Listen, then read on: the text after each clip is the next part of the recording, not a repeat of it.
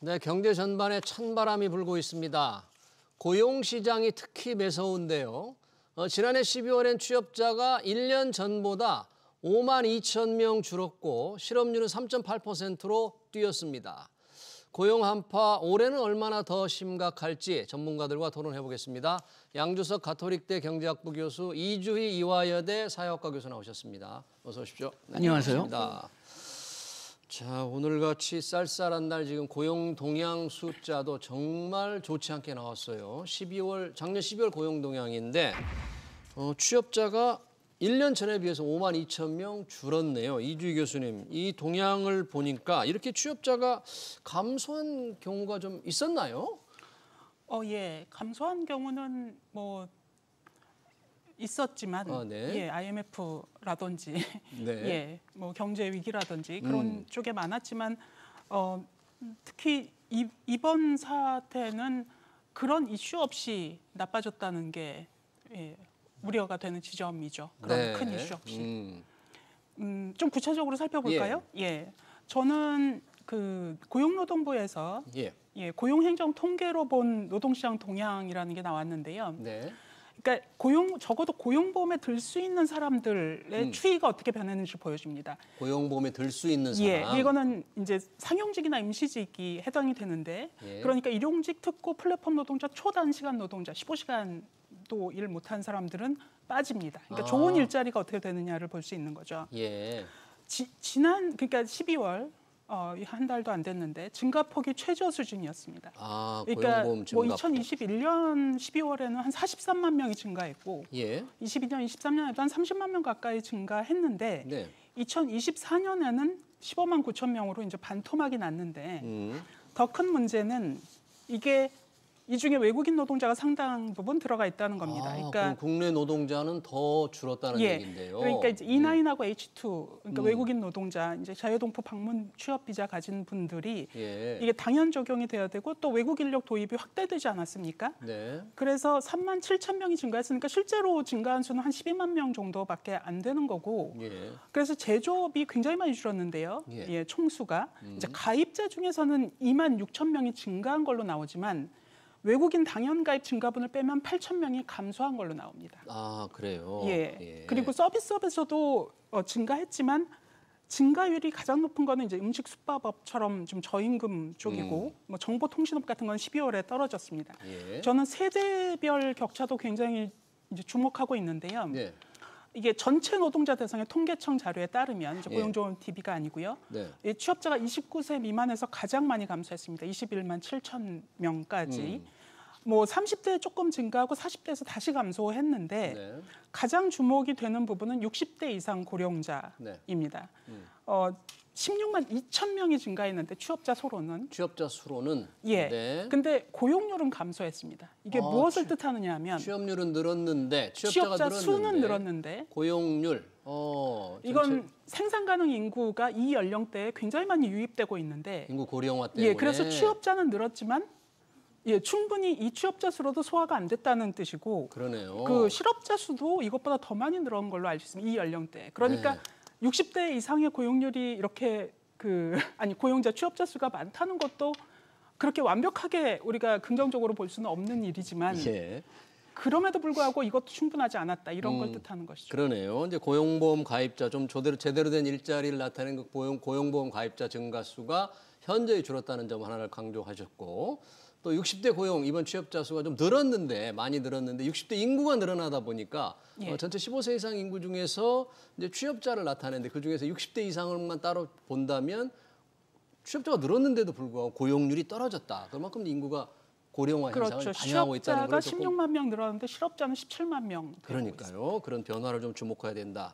양주석 교수님께는 그럼 이제 전반적으로 고용보험 통계도 말씀을 해주셨는데 이주희 교수님께서 이번에 이제 취업자 수가 5만 2천 명 줄었잖아요. 예.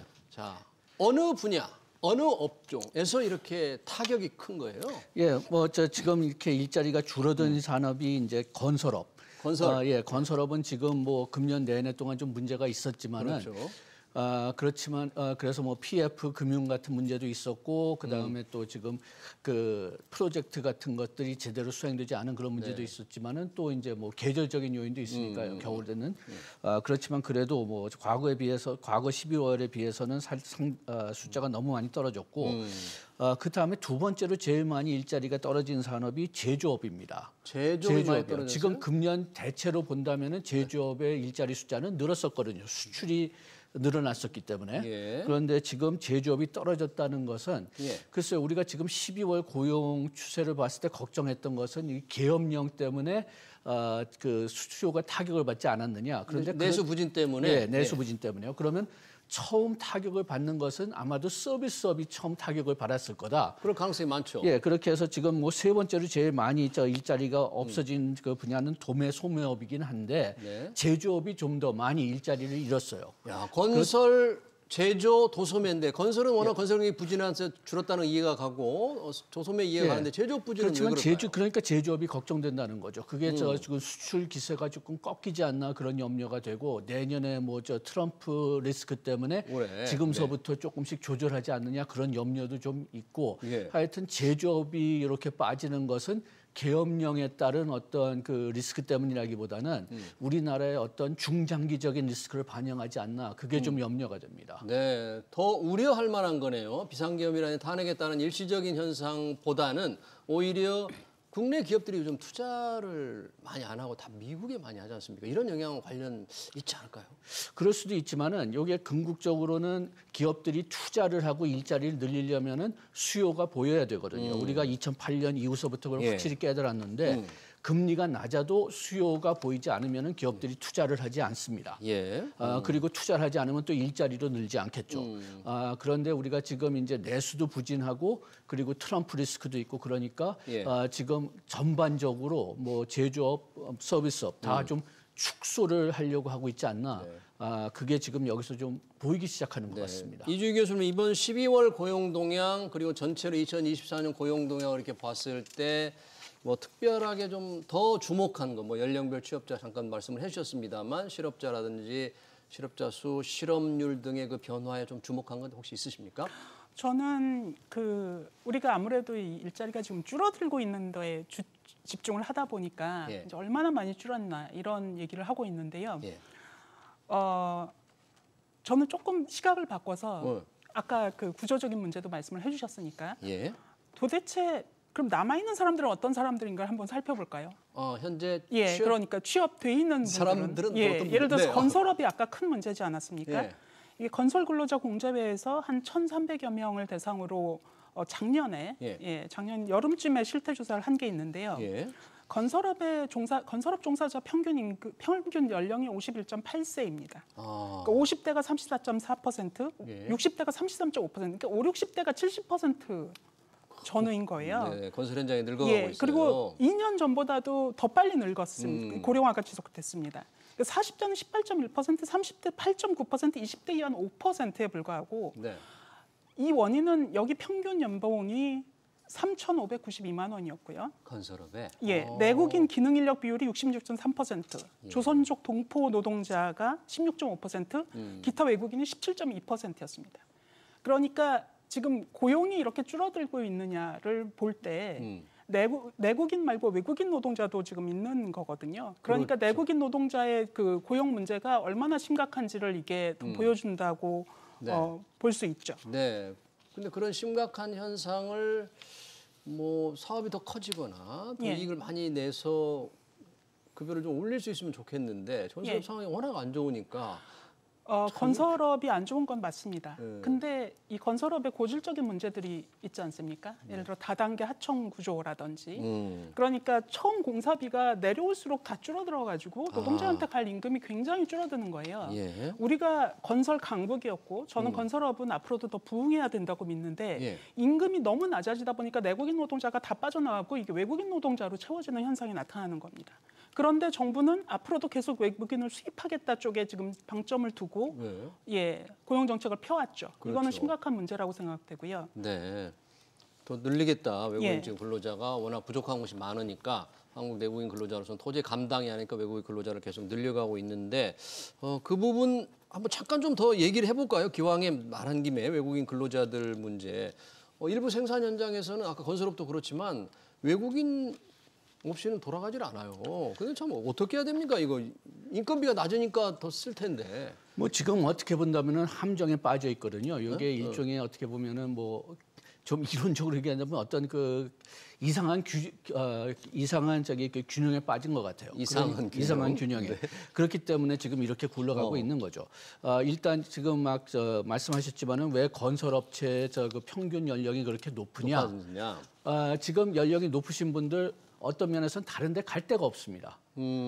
지금 너무 나이 드신 분들이 이제 네. 뭐 어떤 회사에 들어간다면은 뭐 어떤 그 기능 같은 게 있어야 될 텐데 기능 없으신 분들이 좀 있고 기술이 없는 분들. 그리고 또 기술이 있다고 해도 그 나이가 너무 좀 많으시면은 그 회사 같은 데서 그 인건비를 너무 많이 내야 된다고 해서 또 고용을 안 하고 거기에 비해서 젊은 사람들은 그러면은 그 외국에서는 젊은 사람들도 건설업체에 많이 가지만은 우리나라에서는 내가 건설업체에 들어가면은 요것은 그 우리나라의 소위 그냥 그 이종 노동시장을 생각할 수가 있는데 내가 그 건설업체 들어가면 난 평생 동안 그 낮은 임금을 받고 살아야 된다. 우리나라의 그 좋은 일자리하고 나쁜 일자리 평균 소득을 비교하면은 2배예요. 배 이상 차이가 배 이상 차이가 나니까 그러니까 어떻게 해서든지라도 좋은 일자리에 가려고 노력을 하다가 거기서 확실히 실패해야 좀 나쁜 일자리에 들어가는 거죠. 그 다음에 또 좋은 일자리를 잃었는데 다시 그 일자리로 돌아갈 수가 없다면은 그러면 또 다시 이제 뭐 나쁜 일자리들로 빠지는 거고. 그렇게 되기 때문에 차라리 그냥 나쁜 일자리 가는 것보다는 1, 2년 동안 또는 3, 4년 동안 쉬면서. 계속 좋은 일자리를 가려고 노력하는 게 아까 얘기했지만은 평생 소득이 2배 난다면은 충분히 그렇게 생각할 수가 있고 그 우리나라 같이 일단 한번 나쁜 일자리로 이제 들어가면은 다시 좋은 일자리로 가기가 거의 불가능하거든요. 그렇게 되니까 거기에 빠지지 않으려고 온갖 노력을 다 하지만은 그렇지만은 또 그 소위 그 나쁜 일자리 사업에 본다면은 계속 그 노동자들이 부족한 거죠. 지금 기왕에 외국인 근로자 문제를 얘기를 하셨는데 벌써 외국인 근로자가 100만 넘죠? 그래서 그 외국인 근로자 문제랑 직결적으로 연결되어 있는 게 청년층 문제입니다. 청년들. 청년층 쉬었다. 그 쉬었음 이 40만 명이 넘는. 이번 12월에 그런가요? 그냥 쉬었다는 거죠? 이게 어떤 의미냐면 예를 들어 여러 가지 이유로 쉴 수도 있죠. 뭐 공부를 하거나. 그게 아닌 그냥 쉬었답니다. 그냥 쉬었다. 그러니까 뭐 육아, 가사, 학업, 질병, 고령 이런 이유가 아닌 그냥 쉬었다. 이게 이제 니트라고도 얘기를 하죠. 실제 교육, 고용, 직업 훈련에 참여하지 않는. 그러니까 어떤 면으로 그러니까 실업자라는 의미는 좀 부정적인 의미가 있습니다만 긍정적인 의미도 있는 게 구직 활동을 하는 사람들이거든요. 그렇죠. 근데 20대 후반에 지금 총 쉬었음 인구가 그러니까 40만 명 중에 20대 후반이 그 반 정도 차지를 하고요. 그리고 또 취준생이 40만 명입니다. 취업준비생들이. 그리고 취준생들이 취업에 쓰는 그 기간이 한 1년도 넘고요, 지금. 그러니까 실업자도 지금 21만 명이거든요. 그러니까 이제 외국인 근로자 문제랑 연결되어 있는 게 우리나라 청년의 일자리가 이렇게 없어지고 있는데 그러면 청년들은 쉬었음으로 놔두고 이제 외국인 근로자를 수입해야 되느냐. 이 문제랑 또 연결되어 있는 게 뭐냐면 청년층 일자리 문제입니다. 이 통계청 2024년 5월 경제활동 인구조사 청년층 부가조사를 했는데 그 졸업 후 첫 일자리를 그만둔 비율이 65.7%. 그러니까 3명 중에 2명은 그냥 그만둔다는 거죠. 가장 큰 이유는 근로조건 불만족이고요. 이게 2011년하고 2021년 조사를 비교를 해보면 청년 일자리 질이 계속 나빠지고 있습니다. 그러니까 계약 기간을 정하지 않고 계속 근무 가능한 일자리가 거의 10여 년 전에는 2011년에는 62.6%였는데 2021년에는 54.3%였고요. 대신 1년 이하 계약 일자리는 21%에서 31%로 증가했습니다. 참 청년들 나무라네요. 그러니까 좋은 일자리가 없으니까. 그러니까 일자리가 없고 쉬었고 쉬고 실업자 많고 취준에 너무 많은 시간이 들고 들어가고 그렇다고 해서 그렇다고 해서 또 일자리가 필요한 직종은 있으니까 그곳에는 외국인 근로자들이 싼 임금으로 일단 메우는 거죠. 저임금 경제가 이렇게 무서운 결과를 가져올 수 있다는. 저임금 경제. 네. 청년층은 대부분 대졸인데 예를 들어서 아까도 말씀드렸잖아요. 그 굉장히 힘하고 험한 일들을 하는데 연봉 3,500에 변화도 별로 없는. 그런데 그렇게 되려면은 근본적으로 그 중소기업들이나 뭐 이런 기업들이 그 매출액을 높이고 부가가치를 높여야 되는데 지금 현재 우리나라 상태에서는 뭐 지금 건설업만 얘기하는 건 아니고 전반적으로 특히 중소기업 같은 데서는 그렇게 그 매출액이나 부가가치를 높이는 게 그렇게 쉽지가 않습니다. 그러니까요. 그게 뭐 그 시장 구조 때문에 그렇다는 뭐 설도 있고 또 그 우리나라의 비효율성이 상당히 크다. 그런 설도 뭐 여러 가지고 아마 복합적인 이유겠지만은 그렇지만 근본적으로는 중소기업들의 생산성하고 수익성을 높이기 전에는 임금이 올라갈 수가 없죠. 그러네요. 임금을 올려주고 싶겠지만 올릴 수 있는 여력이 되는 중소기업들이 별로 없기 때문에 불가피하게 싼 임금을 제시하고 그곳을 마다하는 젊은이들 때문에 외국인 인력에 의존할 수밖에 없는 아주 어려운 이상한 함정이 지금 저희들이 잠깐 얘기를 해봤고요.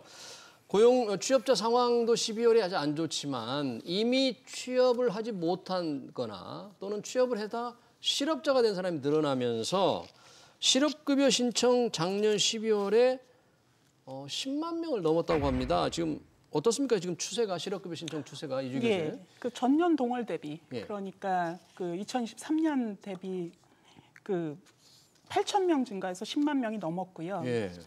그 이게 신규 구인하는 회사는 총 16만 개. 이게 전년 그러니까 2023년 12월 대비 3.8만 명 감소한 겁니다. 구인은 줄었고요. 구직은 거의 40만 명이 하고 있는데요. 이거는 전년 12월, 그러니까 23년 12월 대비 4.1만 명이 증가한 거여서 그러니까 구직자 1인당 일자리 수인 구인 배수, 그러니까 한 명이 일자리를 구하는데 지금 일자리는 0.4개밖에 없다는 뜻이거든요. 0.4개.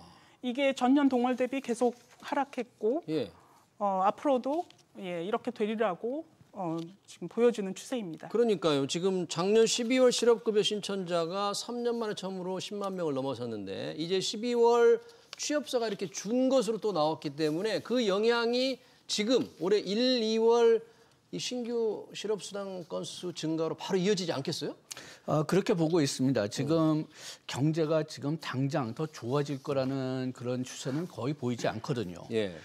일단은 지금 우리나라가 세계의 뭐 중기, 장기, 단기 다 지금 문제가 있는데 단기적으로는 지금 정치적 그 혼란이 모든 뭐 내수 그 투자 그런데 모든 걸 다 삼켜버렸는데 그게 지금 조기로 끝나진 않을 것 같고 최소한도 한 3, 4개월은 계속 될 것 같고 그 다음엔 중기적으로는 트럼프 리스크가 있어서 트럼프 리스크 때문에 관세 문제가 나올 거고 그 다음에 또 이제 갈수록 오히려 또 인플레이션 문제, 국제 인플레이션 문제가 더 올라갈 것 같으니까 금리가 별로 내려오지 못할 가능성이 지금 커지고 있어요. 첩첩산중이네요.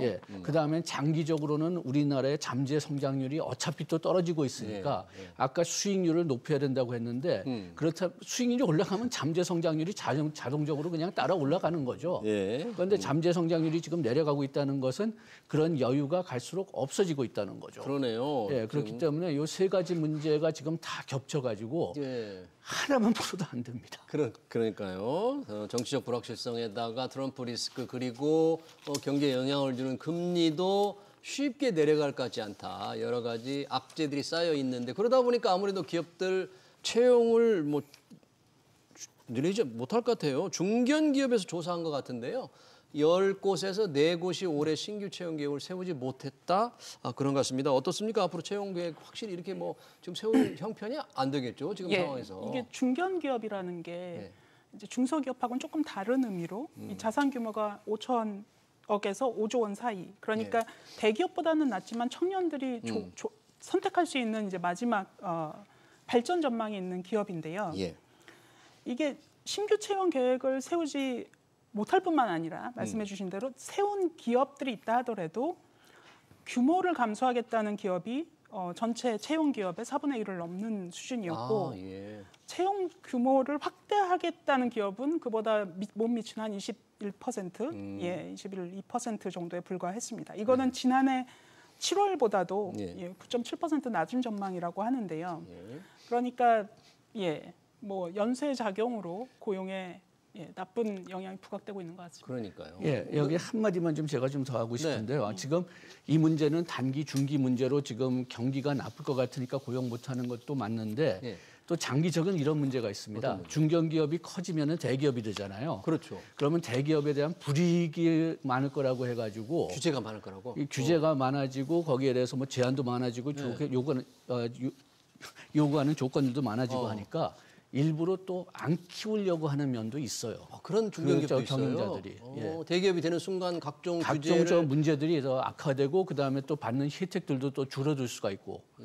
그렇기 때문에 아까 얘기했지만은 우리나라가 어떻게 단기, 중기, 장기 문제가 다 지금 겹쳤다고 얘기하는데 요게 풀어야 될 과제들입니다. 그러면 대기업으로 좀 되고 싶어서 기업을 키우고 싶어하는 기업가 정신을 북돋우기 위해서는 중견기업에서 대기업이 됐다는 이유만으로 덩치가 커졌다는 이유만으로 어떤 규제를 한다는 건 좀 문제가 있다 이렇게 느껴지네요. 그렇죠. 그렇지만은 또 이제 그 일반 국민들 입장에서는 대기업들이 뭐 횡포를 부린다 뭐 그런 그 염려를 가지게 되니까 그러니까 그냥 일단 또 우리나라의 기업 크기를 봤을 때는 노동자 숫자하고 매출액입니다. 기업 규모를 가르는 그러니까 또 너무 많이 고용을 하면은 대기업으로 넘어갈 가능성이 더 커지는 거죠. 그러네요. 그런 제도적인 또 문제가 있다는 걸 말씀해 주셨습니다.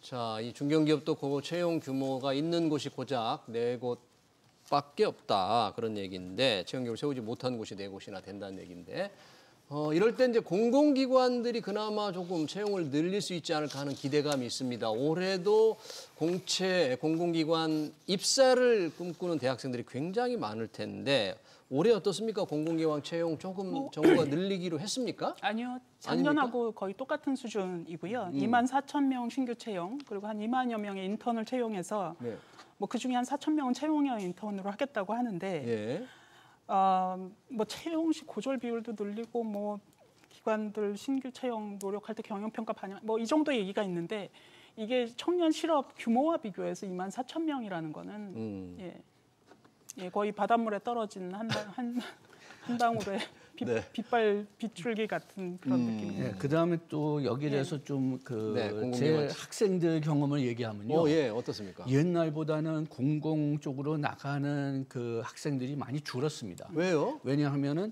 직장 안정성은 계속 있을지 몰라도 임금이 상대적으로 많이 떨어졌거든요. 그래요? 임금을 계속 나라가 어렵다고 해서 올리지 않으니까 그러니까 이제는 차라리 좀 다른 데 가겠다. 아니면은 공공기업보다는 뭐 아까 차라리 쉬는 게 낫겠다고 그런 학생들이 좀 많아지는 것 같고요. 아니 공공기관이 그래도 아까 직장 안정성도 있고 뭔가 나름 괜찮은 직장 같은데 그런 데는 가려고 하는 애들이 더 늘어날 것 같은데 의외네요. 그런데 차라리 그렇게 가려면은 대기업을 가겠다. 아니면은 금융 쪽으로 가겠다. 그런 금융회사들 상대적으로는 거긴 떨어지지 않았으니까 그런데 공공 쪽에서는 뭐 계속 뭐 상대적으로 줄어들었으니까 민간 회사들이 더 바람직한 일자리가 되는 거죠. 그래가지고선 공공보다는 좀 민간 기업들의 선호도가 좀 더 높아진 것 같고요. 그다음에 또 우리가 과거에 그 공공기관 일자리를 늘려가지고선 그 청소년 문제를 해결하겠다. 지금 말씀하신 대로 그 일자리 숫자가 절대적으로 부족하지만은 또 그렇게 되니까. 사람들을 고용한 다음에 고용은 특히 공공 쪽에서는 이게 장기적인 한번 채용하면 자를 수가 없어요. 그렇죠. 그러니까 이게 지금 임시적인 문제를 해결하기 위해서 장기적으로 사람을 고용한다는 것은 좀 나중에 가서 예산 운영할 때 문제가 생기는 거죠. 부담을 느낄 수도 있겠다 그런 얘기네요. 학생들도 그렇게 원하지 않는데 그렇다고 해서 일자리를 늘리기 위해서 공공기관 채용 인력을 늘릴 경우에는 결국은 이제 국가 재정, 국가 예산이 들어가니까 그 문제에 부담이 있을 것이라는 말씀을 해주셨네요. 여튼 대학 문을 나서는 젊은이들 아마 오늘 고용 한파 소식 들었으면 앞이 캄캄할 텐데. 네, 잠깐 말씀해 주세요. 저는 잠깐은 아니고 이 젊은이들에 대한 대책에 대해서 좀 말씀드려도 될지. 젊은이들에 대한 대책? 대책이요. 네, 대책. 네. 이게 이걸 테크노 스트레스라고 하더라고요. 그러니까 지금은 우리가 이제 즉각적인 실물 경제 상황이나 네. 그 사람 숫자에 매몰돼 있는데 우리가 보지 못하는 순간에도 자동화가 진행 중이거든요. 그렇죠. 인공지능으로 인해서. 네. 그래서 그 장년층은 이제 그런 생각은 안 했잖아요. 내 일자리가 이제 뭐 로봇으로 대체되겠다. 근데 이걸 테크노 스트레스라고 하는 모양입니다. 테크노 스트레스를 젊은 층들이 느끼고 실제로 있다. 구인 그 취업 준비에 요새는 돈이 굉장히 많이 들어갑니다. 네. 그러니까 상대적으로 그 쉬었음 음. 보다 중상위 소득층 청년보다 하층, 중하층, 하층 청년들이 훨씬 더 많이 직업을 구하기를 심지어 포기할 가능성이 굉장히 테크노 크고요. 스트레스를 견디지 못하는구나. 네. 그리고 지금 청년을 위한 대책이 왜냐하면 청년은 고용보험에 들어가려면 일단 구직 아니 이게 근무한 경력이 있어야 되는 거니까 국민 취업 지원 제도라고 있는데 예. 이게 이제 중위임금 60% 미만이 돼야 한 달에 50만 원씩 6개월 받습니다. 이게 네. 너무 적고요. 우리가 이런 걸 다 낭비라고 생각할 수 있지만 구직 기간 동안에 이런 지원을 받아야 조금 더 자기랑 잘 맞는 일자리를 만들어서 왜냐하면 구인을 하는 것도 기업으로서는 비용이거든요. 자꾸 들어갔다 나갔다 하지 않게 되고 우리나라에서 그리고 이 무슨 교육훈련 제도가 많이 있는 것처럼 얘기를 하지만 네. 이런 고용 안정 서비스 같은 걸 모두 다 적극적 고용 시장 정책이라고 하는데 네. 이게 GDP 대비 굉장히 덜 씁니다. 이제 많이 쓰는 나라는 2%까지 써요. 이건 굉장히 선진국인데 네. 0.68, 67% 정도 쓰고 있는데 문제는 뭐냐면 이 중에 상당 부분이 직접 일자리 창출에 들어가고 보통 고령자 대상인데 이건 우리가 복지가 부족하기 때문이죠. 네. 고용 안정 서비스는 0.07, 뭐 교육 훈련은 0.0. 그러니까 거의 쓰지 않아서 별로 제대로 실효성 있는 그 청년 지원이 되고 있지 않고 예. 또 다른 차원에서는 자동화 속도가 중요한데요. 그러니까 자동화가 된다고 하면 우리가 막 저임금 일자리가 막 없어질 것 같지만 그렇지 않습니다. 음식 숙박업이 12월 달에 좀 늘었잖아요. 여기는 저임금이어서 자동화할 인센티브가 좀 덜합니다. 그러니까 청년층이 갈 만한 일자리가 굉장히 빨리 자동화가 될 수 있다는 것이니까 이 자동화가 되는 속도보다 이거를 좀 줄여서 자동화 때문에 새로 만들어지는 일자리도 있으니까 이 균형을 맞춰주는 일이 굉장히 시급하다고 생각합니다. 알겠습니다. 청년층 취업 대책을 미리 말씀을 해주셨고요. 혹시 마지막으로 교수님께서 한번 이런 고용 한파를 이길 수 있는 대책, 정부가 하든지 기업이 하든지 어떤 대책이 좀 필요하겠다 이런 걸 말씀해 주시겠습니까? 뭐 일단은 지금까지 봐서는 투자하고 고용은 근본적으로는 경기가 회복돼야지 늡니다. 경기 회복. 우리가 2008년서부터 그 글로벌 금융위기 다음에 금리를 굉장히 낮게 맺었고 상당히 많은 경우에는 실질적으로 본다면 마이너스 금리였음에도 불구하고 투자가 그렇게 늘지 않았어요. 예. 그러면은 기업들한테 물어보면 왜 이렇게 금리가 상대적으로 낮는데도 투자를 안 하고 고용을 안 하느냐? 수요가 없다고 하기 때문입니다. 그렇다면 어떻게 수요를 창출해야 되느냐? 우리가 지난 정권에는 뭐 소득 주도 성장을 하려고 해봤지만은 성장이 없으면은 그것도 지지가 안 되더라고요. 예.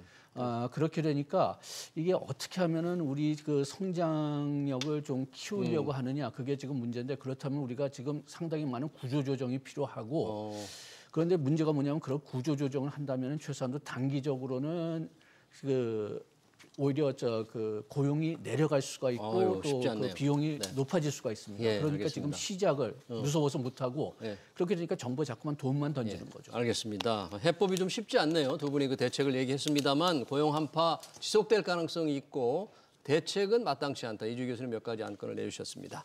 네, 12월 고용 한파 관련 토론 여기서 마치겠습니다. 양준석 가톨릭대 경제학부 교수, 이주희 이화여대 사회학과 교수였습니다. 고맙습니다. 고맙습니다.